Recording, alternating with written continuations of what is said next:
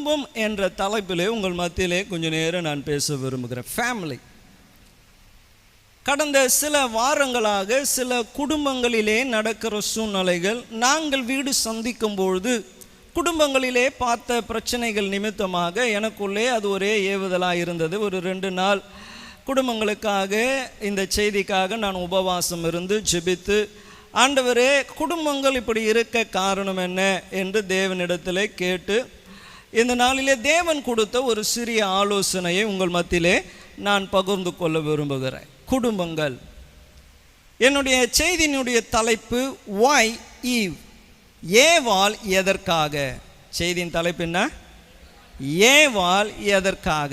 ஏன் இப்படிப்பட்ட கேள்வி என்றால், நமக்கு தெரிஞ்ச வசனம்தான். ஆதியாகமம் 2ஆம் அதிகாரம் 18ஆம் வசனத்திலே இயேசு சொல்லுகிறார், மனுஷன் தனிமையாக இருப்பது நல்லதல்ல, அவனுக்கு ஏற்ற துணையை ஏற்படுத்துவேன் என்று கர்த்தர் சொல்லியிருக்கிறார். அப்போ இங்கே கர்த்தர் இவ்விதமாய் சொல்லி இருக்க நம்ம பார்க்கிறோம். எனக்கு வேண்டாமா, அப்படி வச்சுங்க. அப்போ இங்கே நாம் பார்க்கிறோம், இயேசு அங்கே சொல்லப்படுகிறது, பின்பு தேவனாகிய கர்த்தர் மனுஷன் தனிமையாக இருப்பது நல்லதல்ல, ஏற்ற துணை. இன்றைக்கி கூட நிறைய பேருக்கு கல்யாணம் பண்ணணும் அப்படின்ட்டு நிறைய பெற்றோர்களுக்கு ஆசை. நேற்று ஒரு ஜோக்கு வீடியோ பார்த்தேன். ஒருத்தர் பாஸ்டர்கிட்ட கேட்குறார், ஐயா நான் கல்யாணம் பண்ணிக்கணும், எனக்கு ஒரே ஆவலாக இருக்குது, வயசாயினே போகுது, சீக்கிரம் கல்யாணம் பண்ணி வைங்க, எனக்காக ஜோம் பண்ணுங்க ஐயா, கல்யாணம் பண்ணோம், எனக்காக ஜோம் பண்ணுங்க ஐயா, கல்யாணம் பண்ணோம் அப்படின்னாரு. உடனே பாஸ் சொன்னார், ஜோம் பண்ணுறோம்பா, ஆனால் சில கேள்விகளை கேட்டு ஜோம் பண்ணுறேன் அப்படின்னாரு. சரிங்க ஐயா கேளுங்க, உனக்கு வேலை இருக்கா அப்படின்னாரு. உடனே அவன் அப்படியே பார்க்குறான், இல்லை ஐயா. சரி, ஏதாச்சும் சம்பாதிச்சு பேங்க்கில் சேர்த்து வச்சிருக்கிறையா? திருப்பி அவன் அப்படியே குனிஞ்சவன் அப்படியே பார்க்குறான், இல்லை ஐயா. சரி, உன் பேரில் சொத்து ஏதாச்சும் இருக்கா? திருப்பி அவன் அப்படியே பார்க்குறான், இல்லை ஐயா. இல்லை, ஏதாச்சும் கோல்டு ஏதாவது வச்சுருக்கியா? திருப்பி பார்த்து சொல்கிறான், இல்லை ஐயா அப்படின்றான். சரி, ஜோம் பண்ணுறேன் அப்படின்ட்டு கண்ணை மூடி, ஆண்டவரே வேலைக்கு போகாமல் சோம்பேறியாக ஒன்றுத்துக்கும் பிரயோஜனம் இல்லாமல் இருக்கிற இவனுக்கு, இவனிடத்தில் இருந்து பெண்களை எல்லாம் நீ காப்பாற்ற ஆண்டவரே. இவனை கட்டி கொண்டு அவர்கள் வாழ்நாள் ஃபுல்லாக என்ன பண்ணக்கூடாது, கஷ்டப்படக்கூடாது. நீர் தான் இவர்களை எல்லாம் நீங்கள் பாதுகாத்து கொள்ளணும் அப்படின்னு. இன்னைக்கு ஒரு ஏஜ் வந்துட்டா உடனே திருமணம் செய்ய வேண்டும் என்ற ஒரு முடிவுக்குள்ளே பெற்றோர்கள் வந்துடுறா. ஆனால் இங்கே நம்ம பார்க்கும்பொழுது முதலாவதாக ஏன் ஏவாள்? இங்கே நம்ம பார்க்கிறோம், ஆதாம் வெட்டியாக இருக்கிறவன் அல்ல. நீங்கள் வாசிப்பீர்கள் என்றால் ஆதியாகமம் 2ஆம் அதிகாரம் 15ஆம் வசனம், தேவனாகிய கர்த்தர் மனுஷனை ஏதேன் தோட்டத்தில் அழைத்து கொண்டு போய் அதை பண்படுத்தவும் காக்கவும் வைத்தார். அப்போ ஆதாம் வேலை வெட்டி இல்லாத ஒரு மனுஷன். சொல்லுங்களேன், வேலை வெட்டி இல்லாத மனுஷன் இல்லை. அவருக்கு நல்ல வேலை இருக்குது, அதே நேரத்தில் அவருடைய சரீரத்திற்கான உழைப்பு இருக்கிறார். நல்ல கடினமாய் வேலை செய்கிறவர், விவசாயம் செய்கிறவங்களுக்கு தெரியும். இங்கே தோட்ட வேலையை தான் கர்த்தர் என்ன பண்ணியிருக்கிறாங்க, விட்டு இருக்கிறாங்க. அப்போ ஒரு தோட்டத்தை பார்க்க, அப்போ அவனுக்கு வேலை இருக்கு.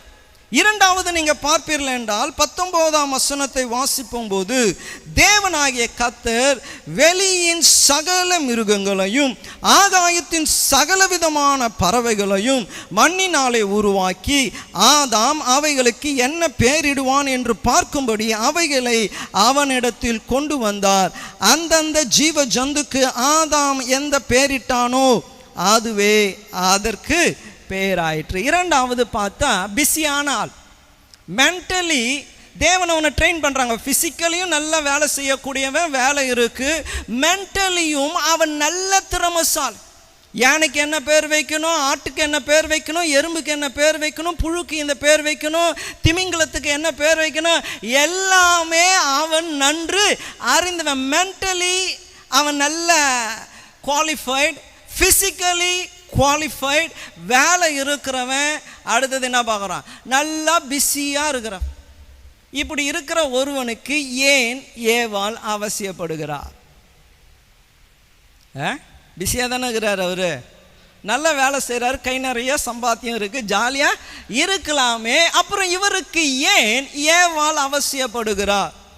தேவன் காண்பித்த காரியம் முதலாவது, இவனுக்கு இதெல்லாம் இருக்கு, ஆனால் பொறுப்பு இல்லை. என்ன இருக்கு?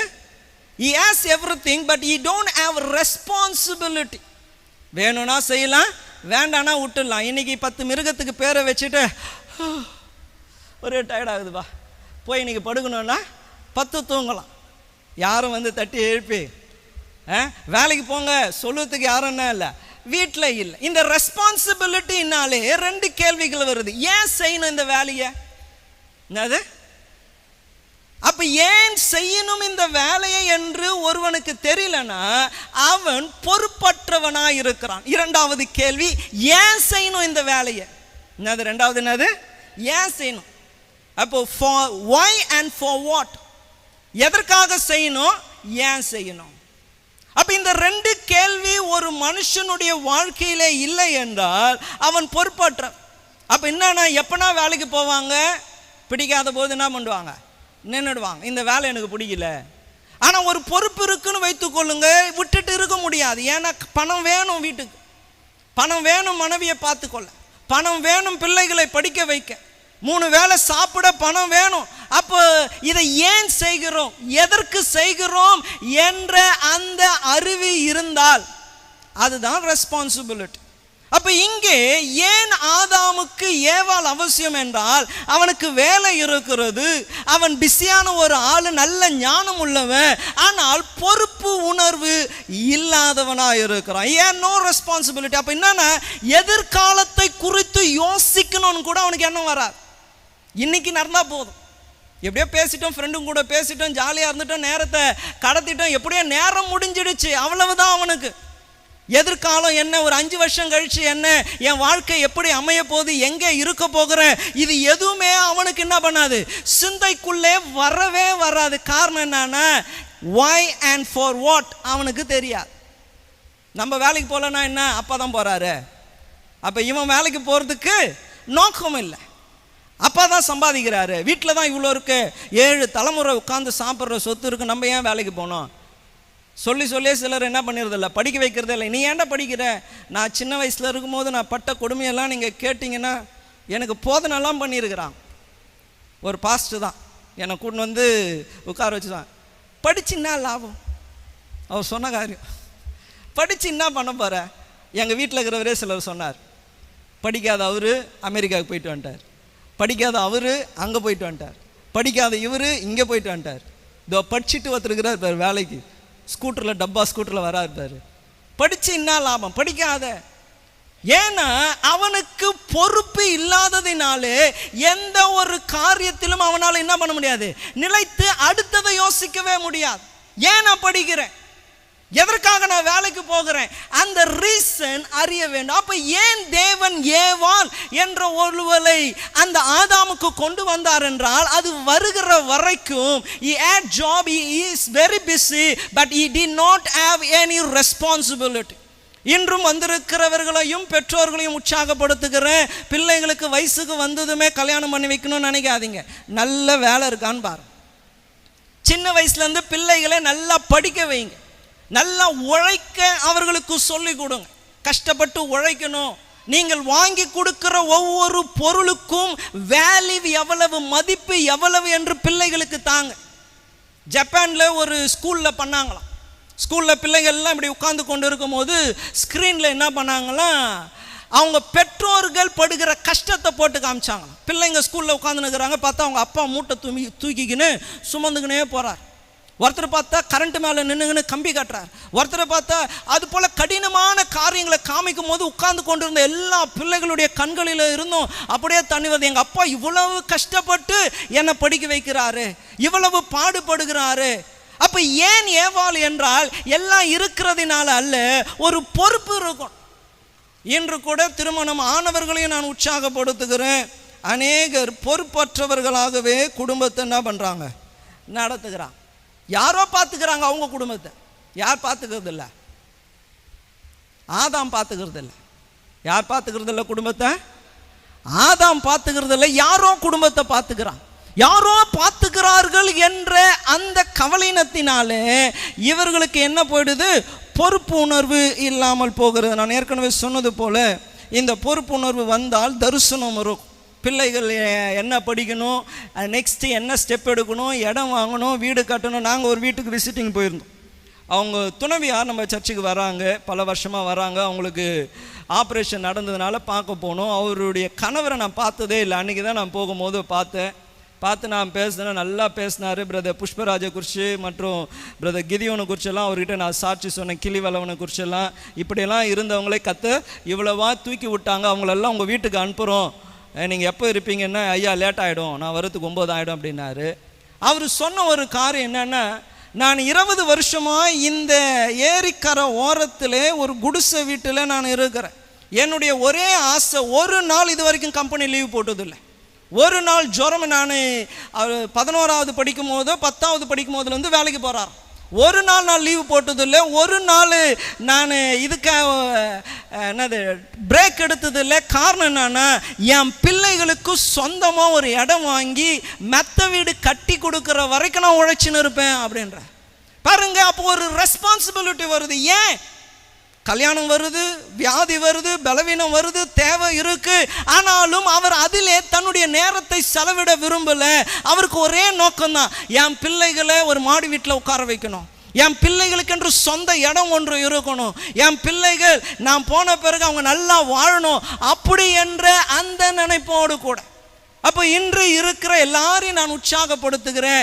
NEET to have responsibility. உங்கள் குடும்பத்தை குறித்து, பிள்ளைகளை குறித்து, எதிர்காலத்தை குறித்து ஏன் செய்கிறோம், எதற்காக செய்கிறோம் என்ற கேள்வி உங்களுக்குள்ளே இருந்து கொண்டே இருக்கணும். அப்போ தேவன் ஏவாளை ஏன் ஆதாமுக்கு என்றால், அவனுக்கு அது வரைக்கும் என்ன இல்லை? சொல்லுங்களேன், என்ன இல்லை? பக்கத்தில் இருக்கிறவங்கள பார்த்து கேளுங்க, உங்களுக்கு இருக்கா? ஆமாம், பொண்ணு இவ்வளோ வயசு வந்துடுச்சு, இன்னும் கல்யாணம் பண்ணி வைக்காமல் இருக்கிறீங்களே, உங்களுக்கு இருக்கா? பையனுக்கு இந்த ஏஜ் ஆகிடுச்சு, ஒன்றும் செய்யாமல் இருக்கிறீங்களே, உங்களுக்கு இருக்கா? ஆனால் இதே அதிகாரத்தில் தேவன் 2 முறை ஒரு காரியத்தை சொல்லுகிறார். ஏற்கனவே 18 வாசித்தோம். 20ஆம் வசனத்தை நாம் வாசிக்கும் பொழுது, அப்படியே ஆதாம் சகல நாட்டு மிருகங்களுக்கும் ஆகாயத்தின் பறவைகளுக்கும் சகல காட்டு மிருகங்களுக்கும் பேரிட்டான்.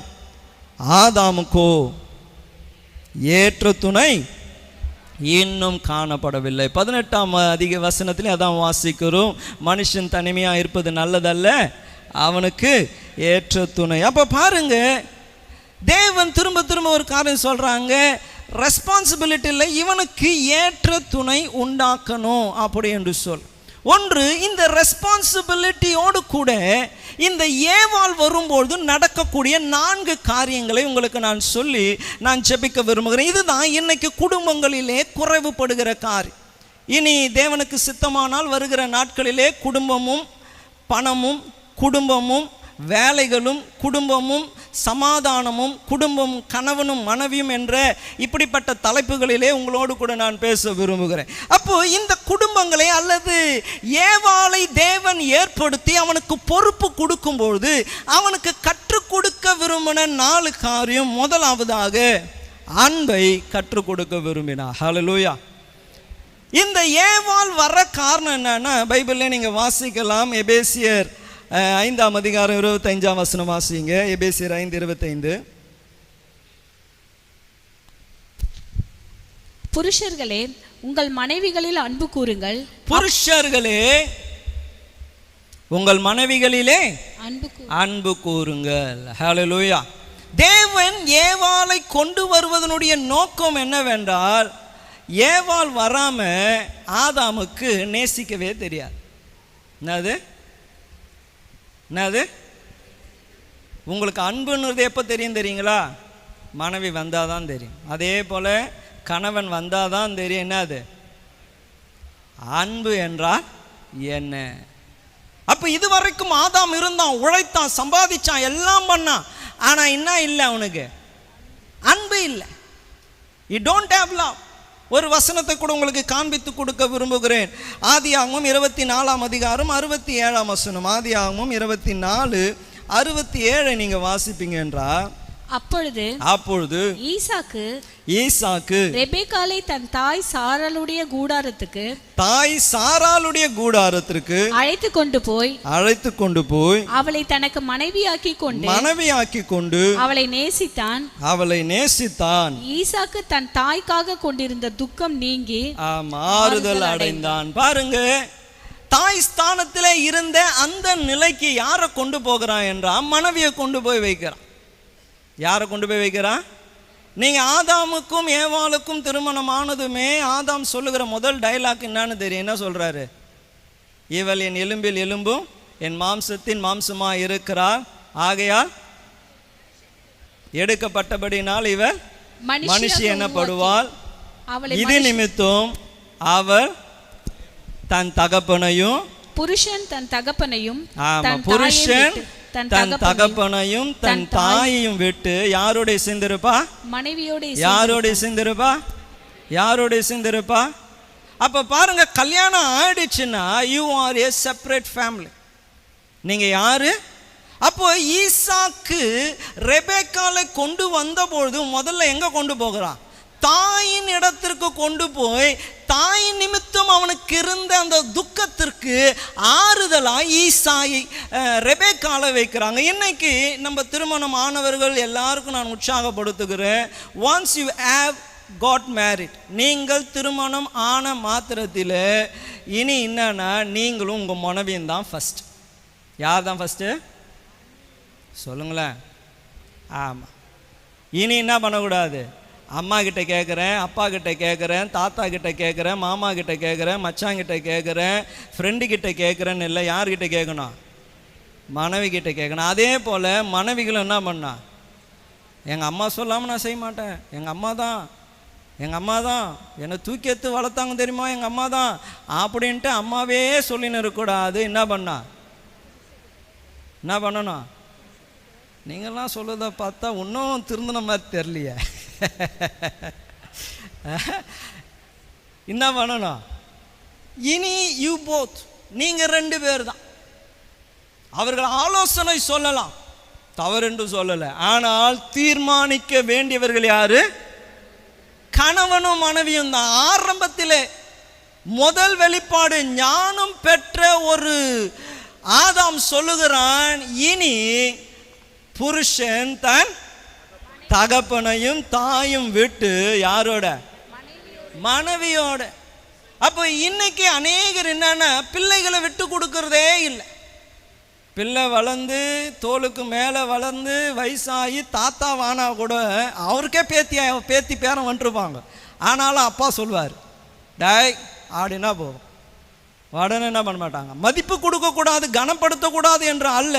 But your family you need to make decision. இந்த காலம் நீங்கள் பார்த்தீங்கன்னா, நான் ஏற்கனவே சொன்னேன், வெளிநாட்டில் நீங்கள் ஒரு 5 வருஷம் me and my wife grace are living together for 5 years அப்படின்னா போதும், கையை தட்டி விசில் அடிப்பாங்க. எத்தனை வருஷம்? 5 வருஷம். 50 வருஷம்னா என்ன, அவங்களால தாங்கவே முடியாது. அவ்வளோ வருஷம் ஒரே மனைவி கூட யார் இருக்கிறீங்கன்னு கேட்பாங்க. சீரியஸாகவே அவங்களுக்கு பல மனைவிகள் குடுகுடுன்னு மாறினே இருக்கிறாங்க. அதனால ஒரே மனைவி கூட இவ்வளவு நாள் இருக்கிறீங்களா?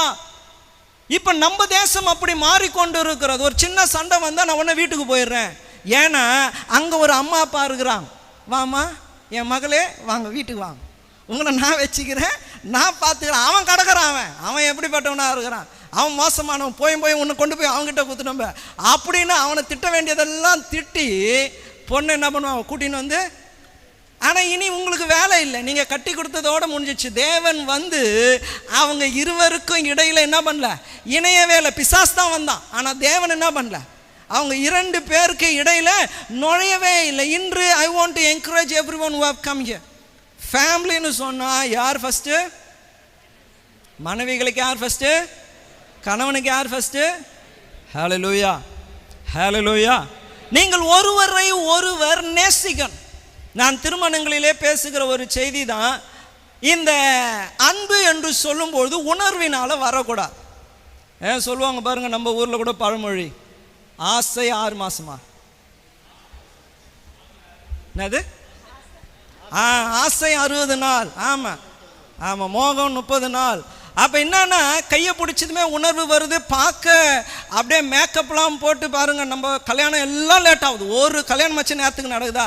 காலைல 10 மணிக்கு கொண்டு போய் மேக்கப்பில் விட்டா 5 மணி ஆனாலும் திரும்பி வரமாட்டாங்க. தேய்ன்னு தேய்ச்சி ஒயிட் ஆக்கி அப்படியே பார்த்ததுமே எல்லாருக்கும் லவ் தான், பார்த்ததுமே ஒரே உணர்வு தான். ஒரு 6 மாதம் என்னது 2 மாதம் 30 நாள் அவ்வளவு தான். அதுக்கப்புறம் நைட்டியை போட்டுக்கின்னு முகம் கழுவிட்டு வெளில வந்தால் அவ்வளோதானா? இவர் லுங்கியை கட்டின்னு இல்லை ஷார்ட்ஸ் போட்டுன்னு கட் பண்ணின்னு போட்டுன்னு வந்தால் என் ஒய்ஃபே அதான் சொன்னாங்க. எனக்கு பார்த்துட்டு ஐயா என்ன சொல்லி அமிச்சார், அங்கே போய் ஷார்ட்ஸ் போட்டுன்னு சட்டை என்னது பனின்லாம் போட்டு நிற்காத, ஏன்னா அவ்வளோ ஒல்லியாக இருந்தேன், இப்பயாச்சும் கொஞ்சம் பரவாயில்ல. என் ஒய்ஃபே சொன்னாங்க. எல்லாம் பேசி முடிச்சுட்டு பெங்களூரில் தான் எங்கள் 2 பேருக்கும் ட்ரெஸ் எடுத்தாங்க. அப்போ நாங்கள் அங்கே போகும்போது அவங்க அம்மா என்னை பார்த்துட்டு நினச்சாங்களா, இவனுக்கு எதனா வியாதி இருக்குமோ, இவ்வளோ ஒல்லியாக இருக்கிறானே அப்படின்னு நினச்சி யோசித்து பேசின்னு இருந்தாங்கன்னு சொன்னாங்க. அப்போ என்னன்னா அது எல்லாம் ஒரு காலம்தான். ஆனால் அன்பு என்று சொல்லும்பொழுது உணர்வினால வரக்கூடாது, அது தீர்மானத்தினாலே வரணும். You need to make a decision to love. அவங்க நல்லவங்களை போலவே இருப்பாங்க, ஆனால் நல்லவங்களா இருக்க மாட்டாங்க, ஆனாலும் நேசிக்கணும். அவங்க நல்லா சிரித்து பேசுவாங்க, ஆனால் பொறுப்பு இல்லாமல் இருப்பாங்க, ஆனாலும் நேசிக்கணும். சின்ன சின்ன காரியத்திற்கு சுடுன்னு கோபம் வரும், ஆனாலும் நேசிக்கணும். ஏன்னா அன்பு என்று சொல்வது உணர்வினால் வருகிறது அல்ல, அன்பு என்று சொல்வது தீர்மானத்தினால் வருகிறது. ஒரு வசனத்தை, நம்மளுக்கு தெரிஞ்ச வசனம் தான் நான் சொல்லுகிறேன். ரோமர் 5ஆம் அதிகாரம் 8ஆம் வசனம் நம்மளுக்கு தெரிஞ்ச வசனம் தான். நாம் பாவிகளாக இருந்தபோது கிறிஸ்து இயேசு மரித்ததினால் பிதா நம்மேல் வைத்த அன்பை விளங்க பண்ணினார். எப்படி இருந்தபோது? அப்பா இவன் நீதிமான், உத்தமன், சன்மார்க்கன், தேவனுக்கு பயந்தவன் அப்படி என்று சொல்லி உங்களை நேசிச்சாரா? உங்களுடைய சிந்தனைகள் தேவனுக்கு நித்தமும் பொல்லாதவைகளாக இருந்தது. மாம்ச சிந்தை தேவனுக்கு விரோதமான பகை. நம்மளுடைய யோசனை செயல்கள் எல்லாம் தேவனுக்கு விரோதமாக இருந்தோம். அவர் தீர்மானித்தார், நீ கொலைக்காரனாரு, நான் உனக்கு என் ரத்தத்தை கொடுக்குறேன், என் ஜீவனை கொடுக்குறேன். நீ விபச்சாரக்காரனாரு, ஏமாத்துறவனாயிரு, நம்பிக்கை துரோகம் பண்ணுகிறவனாயிரு, பொய் பேசு, திருடு, கோபப்படு, நீ யாரா இருந்தாலும் சரி உனக்காக நான் மரிப்பேன் என்று சொல்லி அவர் தீர்மானித்தார். ஹல்லேலூயா. இன்னைக்கு கூட லவ் அப்படி தான் இருக்கும். சிலருக்கெல்லாம் 10 வருஷத்துக்கு நல்லா லவ் இருக்கும், அதுக்கப்புறம் சேர்ந்து வாழுகிறோம். எப்படி வெளிநாட்டிலலாம் இருக்கு, லிவிங் டுகெதர். அவர் அப்படி தான், அதை என்ன பண்ண மாட்டாங்க, ஒரு பொருட்டா எண்ணி கொள்ளவே மாட்டாங்க. இனி என்னன்னா முன்னாடி இருந்த அந்த அன்பு இல்லை, அந்த பாசம் இல்லை. இப்போ என்ன ஆயிடுச்சு, சேர்ந்து வாழுகிறோம். என்ன பண்ணுறது? இனி வேற யாருன்னா கல்யாணம் பண்ணி முந்தா நேற்று கூட நான் ஐயாக்கிட்டே யார்கிட்ட சொல்லின்னு இருந்தேன். வெளிநாடை போல நம்ம தேசத்தில் இருக்கிறவங்க மற்றவர்களுக்காக வாழலைன்னா எங்கள் அப்பா அம்மா என்ன சொல்லுவாங்க, சர்ச்சில் இருக்கிறவங்க என்ன சொல்லுவாங்க, ஊரில் இருக்கிறவங்க என்ன பேசுவாங்க என்று வெளிநாட்டை போல வெக்கம், மானம், சூடு, சொர்ணம் இல்லாதவர்களாக வாழ்வார்களேண்டா அநேக தங்கள் மனைவியை விட்டுட்டு எப்பயோ பிரிஞ்சு போயிருப்பாங்க. அநேக தங்கள் கணவனை விட்டுட்டு எப்பயோ பிரிஞ்சு போயிருப்பாங்க. இவன் கூட யார் வாழுது? ஆனால் அநேகர் இந்த நாள் வரைக்கும் மற்றவங்க என்ன சொல்லுவாங்க, எப்படியோ வாழ்ந்துடணும். ஆனால் தேவன் விரும்புகிற வாழ்க்கை அப்படி அல்ல. You have to make a decision to love one another. இவர் இப்படி தான், எப்போ பார்த்தாலும் கோவம் வரும். ஆனால் நான் எப்படி? இவர் இப்படி இருந்தாலும் நான் அவரை அப்படியே நேசிப்பேன். இவன் இப்படி தான், எதுக்கெத்தாலும் சந்தேகப்படுறா, ஆனாலும் நான் என்ன பண்ணுவேன்? வாயத்தாந்து தான் சொல்லுங்களேன். ஹல்லேலூயா, ஹல்லேலூயா, ஹல்லேலூயா, ஹல்லேலூயா. நேசிக்கிறீங்களா? உங்களை நீங்கள் ஆராய்ந்து பாருங்கள். இது ஒரு கண்ணாடி போல தான், கேட்டது போல கேட்கிறவர்களாய் மாத்திரமல்ல அதன்படி செய்கிறவர்களாக இருக்கணும். அப்போது யோசிச்சு பாருங்கள், டூ யூ லவ்? அவர் இப்படி இருக்கிறாரே என்ற வெறுப்பு இருக்கா? போய் இந்த மனுஷங்கிட்ட கத்திக்கினே இன்னும் எப்போ தான் இவன் சாவ போகிறான்னு தெரியல. ஒருத்தர் அப்படி சொன்னார் என்கிட்ட, ஒரு தாத்தா சொன்னார். நான் ஒரு விருந்துக்கு போயிருக்கும்பொழுது அந்த தாத்தாவை பார்த்து, எப்படி இருக்கிறீங்க, உங்கள் பாட்டி எப்படி இருக்கிறாங்க, அதான் உங்கள் துணைவியார் எப்படிங்க, சாவ மாட்டேன் ஐயா அப்படின்றார். என்ன சொல்கிறாரு? ஆமாம், வயசாக ஆக லவ் பெருகும்னா அவர் என்ன சொல்கிறார் பார்த்துக்குவேன், சாவ மாட்டேன் ஐயா, எல்லாருக்கும் கஷ்டம் குத்துனுக்குது ஆடு. நம்ம கிறிஸ்தவர்கள் எப்படி இருக்கணும்? It's a decision.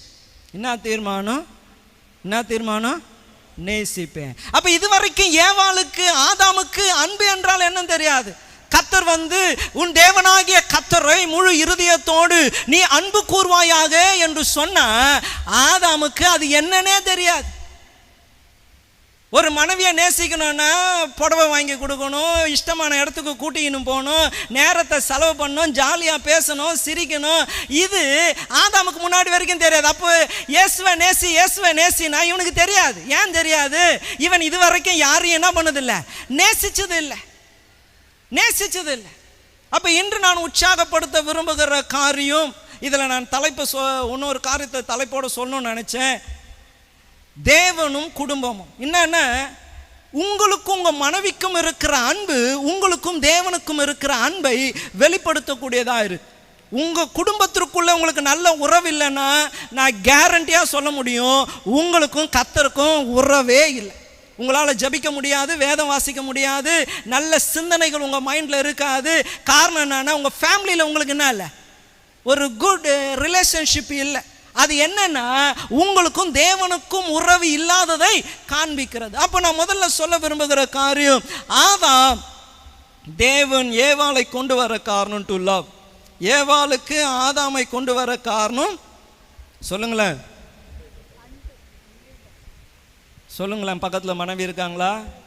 எல்லாம் பாங்க, ஐயா அப்படி தான் கூப்பிட்டு உட்கார வச்சாரு. நீங்கள் எல்லாம் பிரிஞ்சு போயிருக்கிறீங்க. பாங்க, கர்த்தர் இணைத்ததை மனுஷன் பிரிக்காது இருக்க கடவன். நம்ம சபையில் தான் இப்படி எல்லாரும் எங்கன்னா உட்காரலான்ற உரிமையை கொடுத்துருக்குறோம். வீட்டுக்கு போந்துமே சொல்லணும், என்ன அது, கல்யாணமானவங்க தன்னுடைய மனைவியோடு தன் புருஷனை பார்த்துன்னா சொல்லலாம், நான் உன்னை நேசிக்கிறேன், ஐ லவ் யூ. பாருங்க, இங்கே மாணிக்கையா இருந்தார், நாமங்க இருக்குங்களா மூப்பர், டேவிட் ஈட்டன் பாஸ்டர் சொல்வார், காலையில் எழுந்ததுமே நான் என் ஒய்ஃபை பார்த்ததுமே என்ன சொல்வேன், ஐ லவ் யூ. அப்போ ஒரு வாட்டி மாணிக்கையா சாட்சி சொல்லும் போது சொன்னார், அவர் சொன்னதுலேருந்து டெய்லி நான் காலையில் இருந்தால் என்ன பண்ணுவேன், ஐ லவ் யூ அப்படின்னு தான் நான் சொல்லுவேன். அப்படி இன்னும் நான் உங்களை உற்சாகப்படுத்துகிறேன். நீங்கள் என்ன பண்ண, காலையில் இருந்ததுமே அவர் ஈட்டன் பாஸ்டர் ஒரு காரியத்தை சொன்னார், எனக்கு மறக்க முடியாத காரியம். அவர் இந்தியாவுக்கு வந்துட்டு வீட்டுக்கு போனாராம். அங்கே வீட்டில் போய் ஏறுந்துமே அவருக்கு 4 பிள்ளைங்க, 4-5 பிள்ளைங்களா, ஆமாம் 5 பிள்ளைங்க. எல்லாரும் இவர் 1 மாதம் கழித்து பார்க்குறதுனால டோரை தந்ததுமே எல்லாம் ஓடி அவரை கட்டி பிடிச்சிக்கொள்ள இன்னும் எடுத்துன்னு வந்தாங்க கேட்கறதுக்கு. எல்லாம் அப்பா கிட்ட வந்ததுமே அவர் என்ன பண்ணாராம், எல்லாரையும் தள்ளி விட்டுட்டு நேராக போய் ஒய்ஃபை கட்டி பிடிச்சி கிஸ் கொடுத்து அப்புறம் தான் பிள்ளைங்களை பார்த்தாராம். பார்த்துட்டு அவர் என்கிட்ட சொன்ன காரியம் என்னன்னா, பிள்ளைங்களுக்கு தெரியணும் உங்களை காட்டிலும் என் மனைவி எனக்கு முக்கியம். என்னவா அவர் சொன்னார், பிள்ளைங்களுக்கு தெரியணும் உன்னை காட்டிலும் உங்களுக்கு முன்னாடியே எனக்கு யாரை தெரியும், என் மனைவியை தெரியும். My wife is more important to me then you. பாருங்க, பிள்ளைங்களுக்கே சின்ன வயசுல அதை சொல்லி கொடுத்துட்றான். நம்மளாம் என்ன பண்ணுறதில்ல, ஆமாம் அம்மா சொன்னதை கேட்கலன்னா உடனே என்ன பண்ணுறான், அப்பா அம்மா கேட்க மாட்டாங்கன்னதுமே அப்பா உடனே போட்ட விடுமா அப்படின்னுறான். ஆனால் அங்கே என்ன இல்லை, அம்மா சொன்னது தான், அப்பா சொன்னது தான். அங்கே போனாலும் அம்மா கிட்ட போனால் ஒன்று என்ன சொல்லுவாங்க, அப்பா சொல்லிட்டாரா, இல்லை அப்பா வேண்டான்ற, அப்போ இல்லை தான், அவ்வளோதான். இன்று நான் உங்களை உற்சாகப்படுத்துகிற முதல் காரியம், லவ் ஒன் another. ஒருவரை நேசிங்க. போன வாரத்தில் கூட நாங்கள் குடும்ப ஆராதனை பார்த்தோம். 1 யோவான் 4ஆம் அதிகாரம் 19 இருந்து 21ஆம் வசனம் வரைக்கும் வாசிங்க. 1 யோவான் 4ஆம் அதிகாரம் 19 இருந்து 21 வரைக்கும். அவர் முந்தி நம்மிடத்தில் அன்பு கூர்ந்தபடியால் நாமும் அவரிடத்தில் அன்பு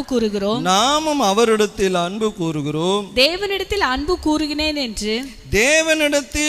கூறுகிறேன் என்று ஒருவன் சொல்லியும் தன் சகோதரனை பகைத்தால் அவன் பொய்யன். தான் கண்ட சகோதரனிடத்தில் அன்பு கூறாமல் இருக்கிறவன் தான் காணாத தேவனிடத்தில் எப்படி அன்பு கூறுவான்? தேவனிடத்தில் அன்பு கூறுகிறவன் தன் சகோதரனிடத்திலும் அன்பு கூற வேண்டும் என்று இந்த கற்பனையை அவராலே பெற்றிருக்கிறோம். ஹல்லேலூயா, ஹல்லேலூயா.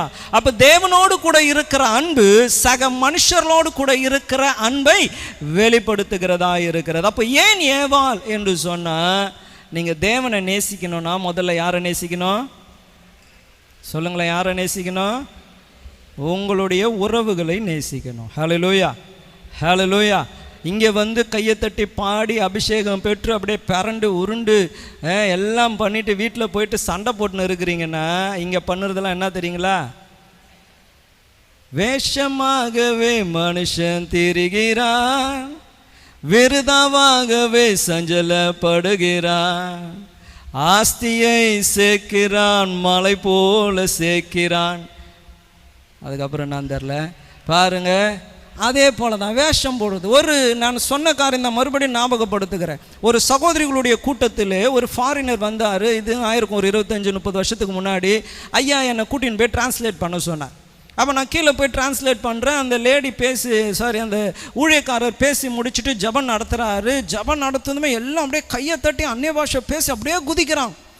இந்த ஃபாரினர் என்ன பண்ணார்னா ஓடி போய் ஒரு பாட்டியுடைய கையை அப்படியே பிடிச்சிக்கினா அந்த பாட்டிக்கு கையை தட்டணும், அந்நிய பாஷை பேசணும். ஆனால் இவர் விடவே மாட்டுறாரு. கையை பிடிச்சின்னு என்ன சொல்கிறாதம்மா, கம் அவுட், வெளியே வா, come out in the name of Jesus, இயேசுவின் நாமத்தினால வெளியே வா, வெளியே வான்றாரு. நானும் நின்று வேடிக்கை பார்க்குறேன்னா நல்லா அபிஷேகத்தில் நிறையிறாங்க. இவர் போய் கையை பிடிச்சிக்கின்னு வெளியே வான்றாருன்னா அப்புறம் பார்த்தா அந்த பாட்டி அப்படியே ஆடுறாங்க. அப்புறம் பார்த்தா உள்ளே இருக்கிற ஒரு பொல்லாத ஆவியின் செயல்பாடுகளை பார்த்தோம். அவர் அப்புறம் அந்த பேயை துரத்தி விட்டார். இதே தான் சாம்சனை குறித்தும் சொல்லப்படுகிறது. அவனை விட்டு தேவ ஆவி போனதை அவன் அறியாதிருந்தான். நீங்கள் குடும்பத்தை நேசிக்கலைன்னா இங்கே பண்ணுறது எல்லாமே ஆக்டிங் தான். மனைவிகிட்ட பேசுறதில்ல, கணவர்கிட்ட பேசுறதில்ல, மன்னிக்கிறது இல்லை, மறக்கிறது இல்லை. ஆனால் இங்கே வந்து அன்பு கூறுவேன் இன்னும் அதிகமாக என்ன அர்த்தம்? பொய்யனும் பொய்யுக்கு பிதாவுமா இருக்கிறீங்க. இயேசுவையே ஏமாத்தலான்னு நினைக்கிறீங்க. ஹல்லேலூயா. கிறிஸ்து உங்களை மன்னித்தது போல உங்கள் மனைவியை, உங்கள் புருஷனை எல்லாவற்றிலும் என்ன பண்ணுங்க, மன்னிங்க. அப்போ த ரீசன் வாய் ஏவாள் வந்ததுக்கு காரணம் என்னன்னா, முதல் காரணம் டு லவ், என்ன பண்ண, நேசிக்க. இரண்டாவது ஒரே ஒரு காரணம் பாருங்க, அதுக்குள்ளே நேரம் ஆயிடுச்சு. Second reason is to communicate. இந்த லவ்லேயே ஒன்று சொல்லிடுறேன். அந்த 2ஆம் அதிகாரத்தில் நீங்கள் பார்ப்பீர்கள் என்றால் 2ஆம் அதிகாரம் 20ஆம் வசனத்தை வாசிக்கும்போது, அப்படியே ஆதாம் சகல நாட்டு மிருகங்களுக்கும் சகல ஆகாயத்தின் பறவைகளுக்கும் சகல காட்டு மிருகம் பேரிட்டான், ஆதாமுக்கோ ஏற்ற துணை உண்டாக்கப்படலை. பாருங்க, தேவன் மிருகங்களும் மனுஷனும் சேர்ந்து இருக்க முடியாது, அது ஏற்ற துணை இல்லை என்று தேவன் அறிந்திருக்கிறார். இன்னைக்கு நிறைய பேர் பார்த்தீங்கன்னா நாய், பூனை இதுங்களுக்கிட்ட அவங்க காண்பிக்கிற அன்பு யார்கிட்ட காமிக்க மாட்டாங்க தெரியுங்களா? கணவன்கிட்டையும் பிள்ளைங்கிட்டையும் காமிக்க மாட்டாங்க. எங்கே காமிக்க மாட்டுறாங்க? எங்கள் அக்கா சொன்னாங்க, ஒரு வீட்டில் போய் தங்கியிருந்தாங்களாம். போய் ரூம்லாம் ஏசி போட்டுக்குதான் இவங்க படுக்கலான்னு போனேன். அவங்க 2 பேர் சிஸ்டர்ஸ் படுக்க போகிறாங்க. தரையில் போய் பாய் போடுறாங்களாம். இங்கே கேட்டாங்க தான் கட்டில் இருக்குது, அப்புறம் என் தரையில் பாய் போடுறீங்கன்னா, நாய் பத்துக்கோன்னாங்க. என்னது, ஓனரு தரையில் பாய் போட்டு படுக்கிறாங்க, 2 நாய் எங்கே படுக்குது? கட்டில் மேலே பத்துக்குது. இன்னைக்கு குடும்பங்கள் அப்படி இருக்கு. ஆனால் தேவன் இங்க சொல்றாங்க, சகல மிருகங்களும் ஆகாயத்தும் பறவைகளும் கொண்டு வந்த போது கூட மனுஷனுக்கு ஏற்றது மிருகம் இல்லை என்பதை கர்த்தர் காண்பிக்கிறார். ஹல்லேலூயா, ஹல்லேலூயா. என்னைக்கெல்லாம் பெட்டு வச்சுக்கிறது நல்லது தான். ஆனால் என்ன பண்ணக்கூடாது, தலை மேலே தூக்கி வச்சுக்கூடாது. வச்சுக்கலாம், ஆனால் என்ன பண்ணக்கூடாது, மற்றவர் மனிதர்களுக்கு கொடுக்குற அன்பை மிருகங்களுக்கு கொடுக்கக்கூடாது. இரண்டாவதாக டு கம்யூனிகேட். ஏன் ஏவாள் என்று சொன்னால், ஆதாமுக்கு இதுவரைக்கும் பேசுவதற்கு யாரும் இல்லை, உறவு ஆடுவதற்கு யாரும் இல்லை. அப்போ தேவனோடு கூட உறவாடணும்னா இவருக்கு பழக்கம் இல்லை. எப்படி பேசணும், ஏன் பேசணும், எதற்காக பேசணும், சிரித்து பேசணுமா, கோபமாக பேசணுமா, அவருடைய உணர்வுகளை வெளிப்படுத்தக்கூடிய ஒன்றும் இல்லை. இருக்கிறதெல்லாம் மிருக ஜீவன்கள் தான்.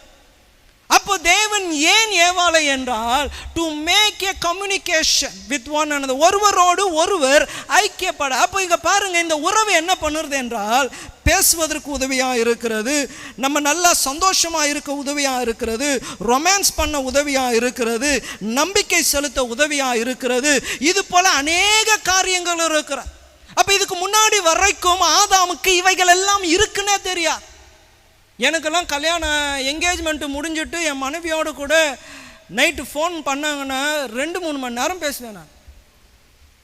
இப்போ ஃபோன் பண்ண முடிஞ்சிச்சா, சரி வைங்க, அவ்வளோதான். அதாவது எங்கள் மாமா தான் என்கேஜ்மெண்ட்டுக்கு வந்தார் ஃபஸ்ட்டு காலேப்பு. என்கேஜ்மெண்ட்டு முடிஞ்சதுமே சிம் கார்டெலாம் மாற்றலை, ஃபோனை எடுத்து கிரேஸ் கிட்ட கொடுத்துட்டாங்க, அந்த ஃபோனை எடுத்து என்கிட்ட கொடுத்துட்டாங்க. யார் யார் ஃபோன் வருதோ நீங்கள் பேசிங்க அப்படின்ட்டு கொடுத்துட்டு போயிட்டாங்க. அப்போ என்னென்னா நேரத்தில் அப்படி பேசுவோம். ஆனால் இப்போ என்ன இல்லை, நம்ம பிள்ளைங்க வந்துட்டாங்களா, வந்துட்டாங்க, சரி வை, அவ்வளோதான். சாப்பிட்டாச்சா, சாப்பாடு எடுத்துன்னு வரணுமா, வை, அவ்வளோதான். இதுக்கு மிஞ்சினா இல்லை வார்த்தையில். ஆனால் முன்னாடி என்ன ஆயிடுச்சு, அவ்வளோ நேரம் கம்யூனிகேஷன்.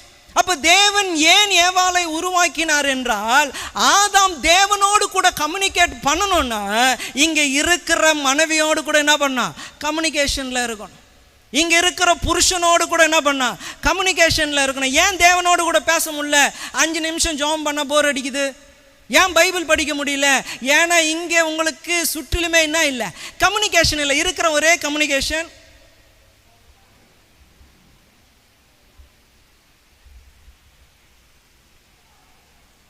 அப்புறம் 2 காதலையும் மாட்டிக்கின்னு யாரு கூட என்ன பண்ண. நான் தாம்பரத்தில் ஐயா என்னை ஒரு இடத்துல கொண்டு போய் சேர்த்துருந்தார். அப்போ நான் ஞாயிற்றுக்கிழமையான அம்ஜிக்கரைக்கு வரணும். தாம்பரத்துலேருந்து ட்ரெயின் பிடிச்சி அம்ஜி சேத்பட்டு ஸ்டேஷனில் இறங்கி ஆட்டோ பிடிச்சி அங்கே பாஸ்ட் காலேஜ் சர்ச்சுக்கு நான் போவேன் ஞாயிற்றுக்கிழமையான ட்ரம்ஸ் அடிக்க. அப்போ ட்ரெயினில் பார்த்தாலே, இதுவும் என்னது 30 வருஷத்துக்கு முன்னாடி, நான் எவ்வளோ வயசானவன்னு தெரிஞ்சுங்க. 30 வருஷத்துக்கு முன்னாடி என்னன்னா, ட்ரெயினில் போகும்பொழுது எல்லாரும் எல்லாரோடையும் பேசுவாங்க. எங்கப்பா படிக்கிற, என்ன பண்ணுற, எங்கே போகிற, எல்லாமே கேட்பாங்க. இப்போ போங்களேன் ட்ரெயினில், ஃபோன் மட்டும் இல்லை, ஆளுங்களை பார்த்தாலே பயம். உள்ள ஆளுங்க முகத்தை பார்த்துனே போகிறாங்க. இந்த கம்பார்ட்மெண்ட்டில் எழுதுறாமா, அடுத்த கம்பார்ட்மெண்ட்டில் ஆளுங்களை பார்த்தாலே பயம். இதுலேயும் உள்ள யாருன்னா யாரும் யாரு கூட பேசுறதில்லை. சும்மா அப்படி தட்டினால என்ன அப்படி தான் கேட்குறாங்க. சாரிங்க அப்படின்னாலும், நேற்று இங்கே இந்த ராக்கி தேட்டராண்ட கார்காரன் ஃபாஸ்ட்டாக வந்துனே இருக்கிறான், பைக்காரன் நின்று இருக்கலாம். ஆனால் அவன் வர வேகத்துக்கு இவனும் போயிட்டான், தண்ணி மேலே அடிச்சிச்சு, ரோட்டில் நின்று கத்துறான். கத்துந்து இல்லாமல் பைக்கை திருப்புறான், சண்டை போடுது. ஏதோ பட்டுடுச்சு விட்டுட்டோன்னு. இப்போ இல்லை, என்னன்னா கம்யூனிகேஷனே இல்லை, எல்லாம் என்னதான் ஃபோனு.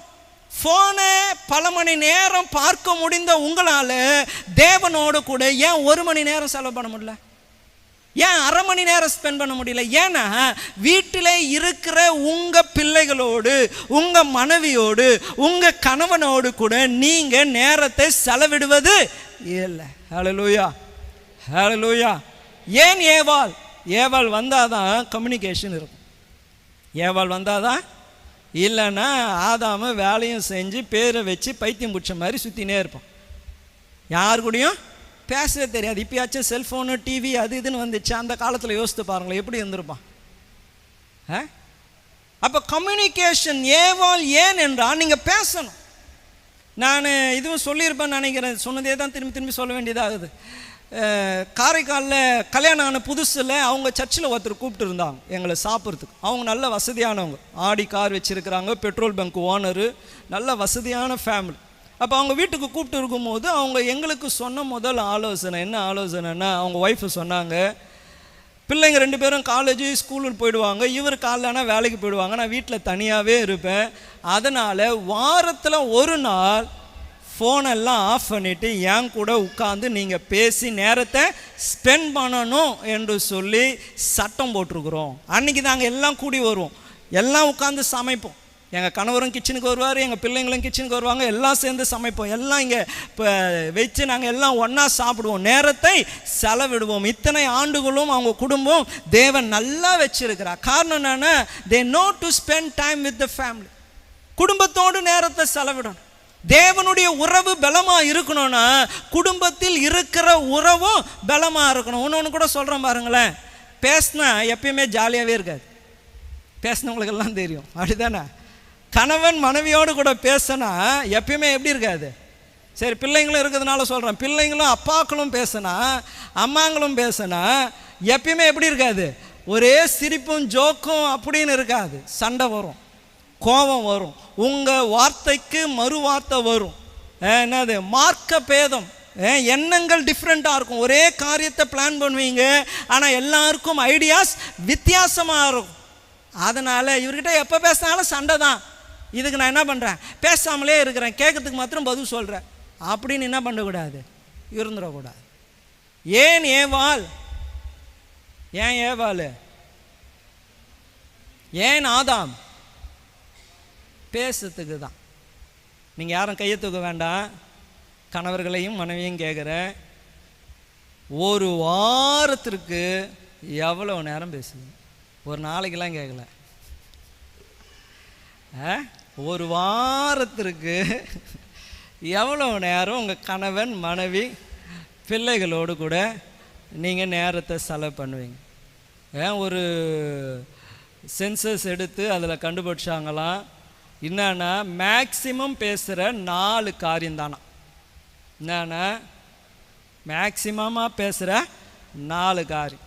எங்கே இருக்க? என்னது? ஃபோன் எடுத்துமே என்னது? எங்கே இருக்கிற? இது போல் ஒரு 3-4 வார்த்தை சொல்லியிருக்கிறாங்க. எங்கே இருக்கிற என்னென்னமோ அது மறந்துட்டேன் நான். அப்போ என்னன்னா மேக்சிமம் கணவனுக்கும் மனைவிக்கும் இருக்க ஒரே தொடர்பு என்னது? எங்கே இருக்கிற? அதுதான் தெரிஞ்சுக்கணும். எங்கே இருக்கிற? நீ சர்ச்சில் இருக்கிறேன்னு சொல்லிட்டு இல்லையே, மேப்பு வேறு இடத்துல காமிக்குது. எங்கே இருக்கிற?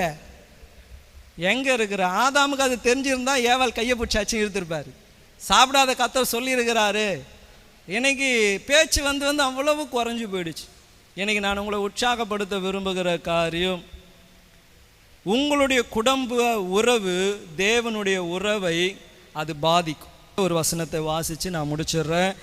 ஆதியாகமம் 26ஆம் அதிகாரம் 8ஆம் வசனம். ஆதியாகமம் 26ஆம் அதிகாரம் 8ஆம் வசனம். அவன் அங்கே நெடுநாள் தங்கியிருக்கையில் பெலிஸ்தருக்கு ராஜாவாகிய அபிமெலேக்கு ஜன்னல் வழியாய் பார்க்கும்போது ஈசாக்கு தன் மனைவியாக ரெபெக்காளோடு விளையாடி கொண்டு இருக்கிறதை கண்டான். என்னவா? என்னவா? சொல்லுங்களேன். என்னவா?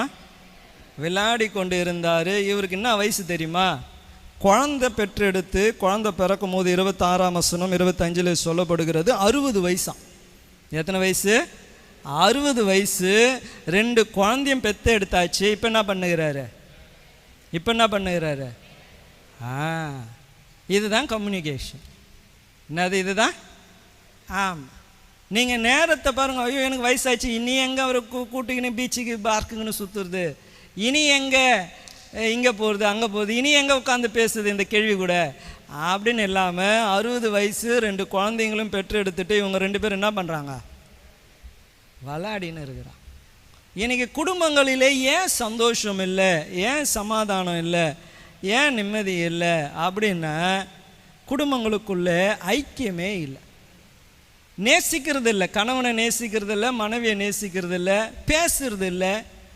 அப்போ இவைகளினால என்ன ஆகிறது என்றால் தேவனோடு கூட இருக்கிற தொடர்பும் அது துண்டிக்கப்படுகிறது. தேவனோடு கூட தேவன் மேலே நம்மளால் அன்பு காண்பிக்க முடியல, தேவனோடு கூட நேரத்தை செலவிட முடியல. அப்போ அந்த உறவு நம்மை தடை செய்யும் பொழுது அப்போ தான் நம்ம பார்க்குறோம் பிசாசானவன். அங்கே 3ஆம் அதிகாரம் 1ஆம் வசனம் சொல்லுகிறது, அவன் எப்படிப்பட்டவனா, தேவனாகிய கர்த்தர் உண்டாக்கின சகல காட்டு ஜீவன்களை பார்க்கலும் சர்ப்பமானது தந்திரம் உள்ளது. அப்போ உங்களுக்குள்ள இந்த பிரிவு இது தேவனுக்கும் உங்களுக்கும் இருக்கிற உறவை பாதிக்கிறது என்று தெரியும் பொழுது ஒருத்தன் எப்படிப்பட்டவன்? தந்திரமானவன். எப்படி வீட்டுக்குள்ளே வரணும்னு அவனுக்கு தெரியும், எப்படி உங்களை பிடிக்கணும்னு அவனுக்கு தெரியும், எப்படி உங்களை இன்னும் தேவனை விட்டு தூரமாய் கொண்டு போகணும்னு அவனுக்கு தெரியும். அவன் செயல்பட்டு கொண்டே இருப்பான். இன்று நான் உங்களை உற்சாகப்படுத்துகிறேன். Your love towards one another shows your love towards God. Your communication towards one another shows your communication to God. அப்போ இன்று உற்சாகப்படுத்துகிறேன், தேவனோட நல்ல உறவு வேணும்னா குடும்பத்தோடு நல்ல உறவு இருக்கணும். நான் அடிக்கடி நிறைய வீட்டில் ஊழியர்களுக்கும் சொல்லியிருக்கிறேன், சபை முதல் இடம் அல்ல, தேவன் ஃபஸ்ட்டு, செகண்டு குடும்பம், 3வது தான் சபை. சபையில் நான் இங்கே நிற்கணும்னா கூட என்னுடைய தகுதி என்னென்ன, நான் பைபிள் ஸ்கூல் முடிச்சிருக்கிறேனா என்று அல்ல, தன் சொந்த குடும்பத்தை நடத்த தெரியாதவன் எப்படி தேவ சபையை நடத்துவான்? அதனால தான் ஊழியத்திற்கு அழைக்கும்பொழுது ஒரு பெரிய அட்டவணையை கொடுத்துருக்கிறாங்க. ஒரு மனைவி உள்ள புருஷனாக இருக்கணும், குடும்பத்தை நன்றாய் நடத்த தெரிஞ்சவனாக இருக்கணும், அவனுடைய குணாதிசயங்கள் குடும்பத்தில் அவன் எப்படி இருக்கிறான், சாட்சி உள்ளவனாக இருக்கிறானா.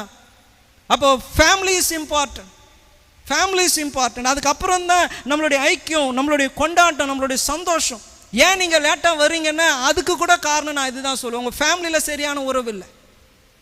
உறவு இருக்குமே என்றால் நீங்கள் எப்பயோ நேரத்துக்கு வந்துருப்பீங்க. அப்போ நேரத்துக்கு வராதவங்களெல்லாம் நாங்கள் இங்கே பார்த்து என்ன சொல்லுறது, வீட்டில் ஏதோ சண்டை போலகுது ஏதோ இல்லை என்றால் நீங்கள் 2 பேரும் அதிகாலையில் எழுந்திருப்பீங்க. சிரிச்சு சந்தோஷமாக சுத்தண்ணி வைமா, இது துணியத்து வை, அயன் பண்ணு, போடு கீடுன்னு குடுகுடுன்னு எப்பயோ வந்துருப்பீங்க. உறவு இல்லாதனால கொஞ்சம் சும்மா இருங்க, எப்போ பார்த்தா சுத்தண்ணி நான் பண்ணுறேன் போங்க வச்சுட்டேன் அப்படின்னும் போது அதுக்கு பதில் சொல்லி இதுக்கு பதில் சொல்லி இவன் ஏன் காலைல கோவப்படுறேன் அப்படின்னு ஆரம்பித்த சண்டை 8:30 மணிக்கு ஆராதனைனா எத்தனை மணிக்கு வந்து சேருது? 9:30 மணிக்கு வருது. அதுலேயும் பார்த்தீங்கன்னா புருஷன் முன்னாடி வருவார், மனைவி பின்னாடி வரும், அவங்களுக்கும் பின்னாடி யார் வருவா? ஆமாம், பெற்றோர் காண்பித்த வழியிலே பிள்ளைகள் வருவாங்க. அப்புறம் காலம் போக போக பார்த்தீங்கன்னா பின்னாடி வர பிள்ளைங்களை காணாமலே போயிடும். என்று உங்களை உற்சாகப்படுத்துகிறேன். Family is important to have relationship with God. நம்ம